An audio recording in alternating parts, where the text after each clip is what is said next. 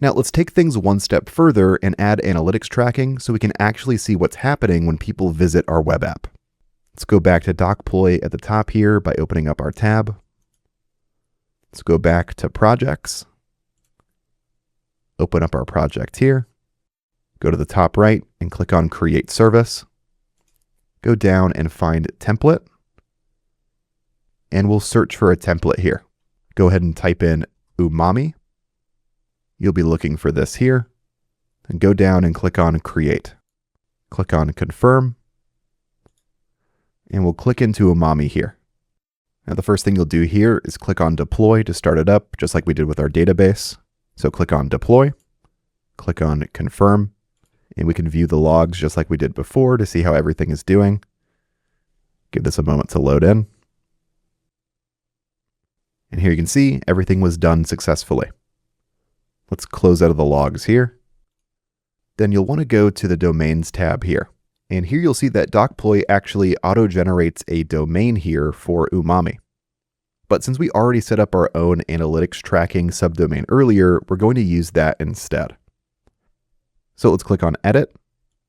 And here I'll type in analytics.myvpsdemo.cloud.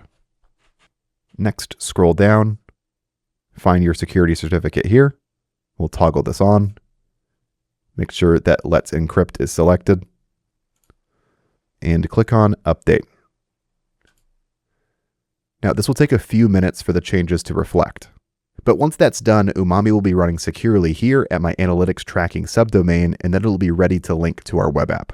Here, let's click on Validate DNS to make sure that everything is working properly. And it says DNS valid, which means that everything is good to go. So I'll click on the domain here to access the Umami dashboard. And here you'll have to log in using the default credentials. That's going to be admin for the username. And then for the password, here you'll type in Umami. And you're able to change out the password in just a moment. Let's click Login here. And now we're logged into our Umami dashboard. To change your password, go to the top right and click on this icon here. Click on Profile.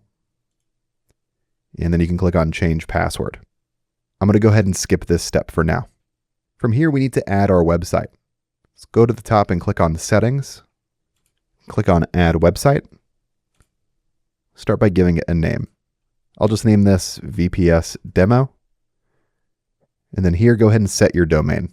In my case, this is myvpsdemo.cloud.